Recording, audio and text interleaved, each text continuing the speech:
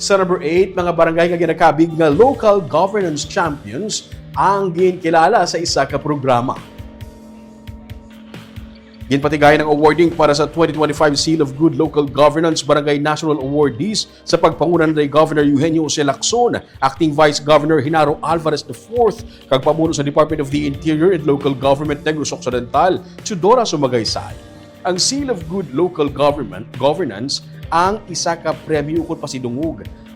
Isa ini ka simbolo sang malig-on nga dedikasyon sa paghatag sang tampad nga serbisyo publiko, pagi sa transparency kag accountability kag pagpasanyog sa ginatawag nga core values sang maayo nga panggobyerno sulod sa kay Governor Lacson sa iyang speech.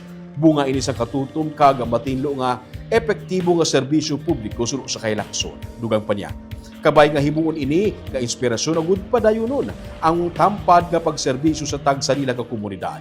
Pila ka mga barangay gikan sa Bago City, Cadiz City, Calatrava, Kawayan, Himamaylan, Hinigaran, Ilog, Isabela, La Carlota, La Castellana, Bursa, Manapla, Pontevedra, Pulupandan, Sagay, San Carlos, Silay, Talisay, Tuboso ug Victoria City ang mga national awardees. Ang mga may legislative awards naman, provincial winner o provincial finalist na lakip sa San Carlos City, Himamaylan City, Kabangkalan City, Victoria City, Talisay City, Calatrava, Bursa, La Castellana kag Candoni.